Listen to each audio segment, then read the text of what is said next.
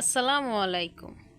জঙ্গলের গভীরের থেকে গভীরে চলে যাচ্ছে জঙ্গলের পশুরা। তারা খাবারের খোঁজে বেরিয়ে গেছে। সেই জঙ্গলের পাশেই বাস করত দুই ভাই। একজনের নাম ছিল হিরু, আরেকজনের নাম ছিল বীরু। হিরু ছিল ছোট ভাই আর বীরু ছিল বড় ভাই। তারা দুজনেই ছোটবেলা থেকেই কৃষি জমিতে কাজ করত। একদিন হিরু বীরুকে বলল, ভাই আমি গ্রামে থেকে শহরে যেতে চাই, কারণ গ্রামের থেকে শহরে কাজ করলে অনেক বেশি টাকা রোজগার করা যাবে, এতে আমাদের সংসার খুব ভালোভাবেই চলবে। একদিন দেখা গেল যে যেই কথা সেই কাজ। হিরু চলল একটি ব্যাগ নিয়ে শহরের দিকে।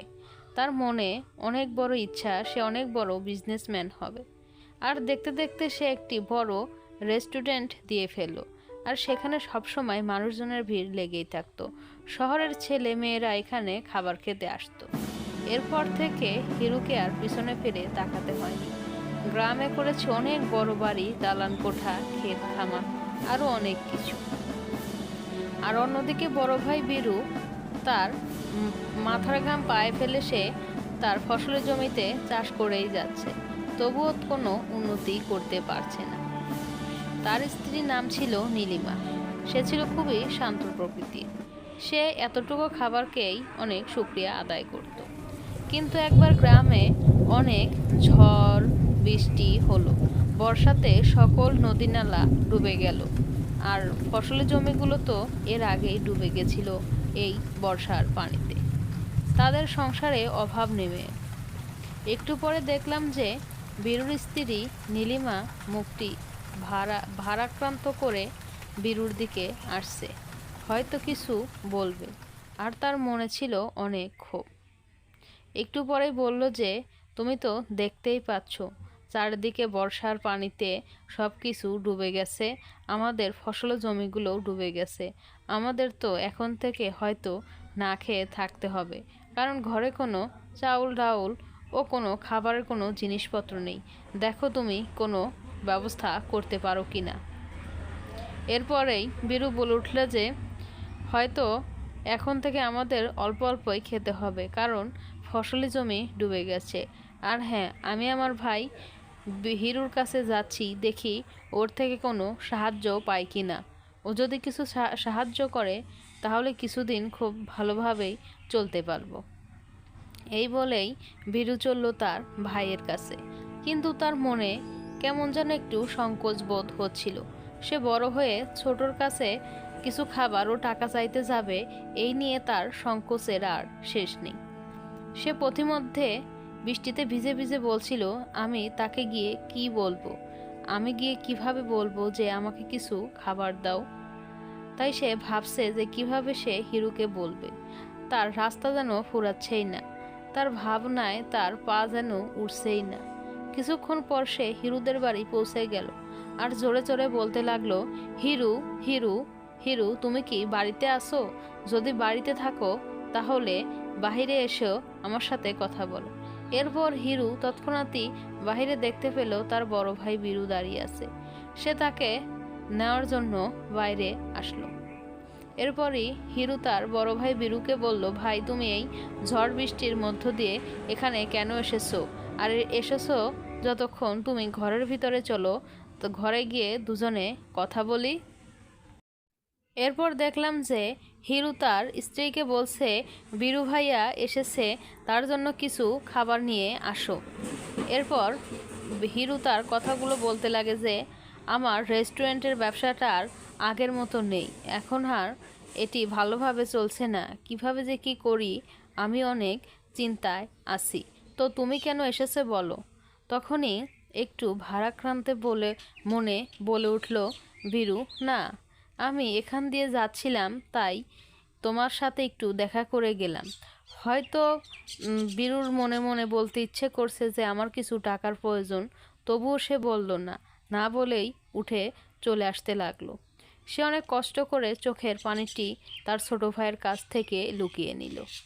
একটু পরে যখন হিরুর স্ত্রী ভাত নিয়ে আসলো, সে ভাত নিয়ে আসার সময় দেখতে পেল যে এখানে আর তার বড় ভাই বীরু নেই। তখন সে বলে উঠল যে, ভাইয়াকে তো কিছুক্ষণ আগেও এখানেও বসে থাকতে দেখলাম, সে খাবার না খেয়ে কেন চলে গেল? তোমাকে কিছু বলেছে? তখন হিরু বলে উঠল যে না ভাই এখানে কিছু কাজের জন্য এসেছিল, এই পাশ দিয়ে যাচ্ছিল, তাই আমার সাথে একটু দেখা করে গেল, তেমন কিছু বলেনি। তখনই হিরুর স্ত্রী বলে উঠল যে তুমি তো কিছুই বোঝো না বোকা, এখন বর্ষাকাল, চারিধারে ফসলি জায়গা জমি সব ডুবে গেছে, হয়তো তার সংসারে অভাব, কিছু খাবার বা টাকার জন্য এখানে এসেছিল, কিন্তু তোমাকে বলতে পারেনি সংকোচ করে। তখন হিরু বলে উঠল যে যদি কিছু দরকার হতো তাহলে আমাকে কেন বলল না, আমি কিছু খাবার নিয়ে তাদের বাড়িতে যাই।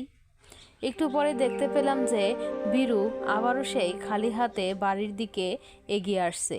সে যেন বাড়িতে ঢুকতেই পারছে না, বাড়িতে গেলেই তার ছেলে মেয়েরা খাবারের আবদার করবে। তখনই তার মেয়ে বৃষ্টি বলে উঠল যে মা মা বাবা সেই কখন গিয়েছে, এখনো যে আসছে না। বীরুর স্ত্রী বলে উঠল যে তোমার বাবা একটু পরেই চলে আসবে আর তোমার জন্য অনেক খাবার নিয়ে আসবে, তুমি চুপ করে বসে থাকো। তৎক্ষণাৎই আমরা দেখতে পেলাম যে বীরু হস্তদস্ত হয়ে ঘরের মধ্যে প্রবেশ করছে, তার শরীর দিয়ে যেন ঘাম ঝরছে। তখনই বীরুর স্ত্রী বলে উঠল তোমার তো খাবার আর টাকা নিয়ে আসার কথা ছিল, তোমার অপেক্ষায় আমরা সবাই বসে আছি। তখনই বীরু বলে উঠল যে আমাদের হয়তো আজকে না খেয়েই থাকতে হবে, কারণ আমি ছোট ভাই হিরুর কাছে কিছুই বলতে সাহস পাইনি, আমার খুবই লজ্জাবোধ হয়েছে, তাই আমি কিছু না বলেই চলে এসেছি, আজকে আমরা হয়তো না খেয়েই থাকতে হবে। একটু পরে আমরা দেখি যে ছোট ভাই হিরু তার দরজায় এসে কড়া নাড়ছে আর খটখট করে শব্দ করছে আর বলছে যে বীরু ভাইয়া তোমরা কি ঘরে নেই? একটু পরে দেখতে পেলাম যে বীরু ঘর থেকে বের হয়ে বলছে হিরু ভাই তুমি এত বৃষ্টির মধ্যে এইখানে কি করছো, ঘরে আসো। তখনই হিরু বলে ওঠে যে বীরু ভাই আমাকে তুমি মাফ করে দাও, তোমার এত অভাব আমি বুঝতে পারিনি, তুমি আমাকে ক্ষমা করে দাও, এখানে কিছু খাবার আছে, চলো আমরা সবাই মিলে খেয়ে নেই। তারপরে বিলু বলে ওঠে যে না তোর কোনো দোষ নেই, আমি তো তোকে কিছু বলিনি।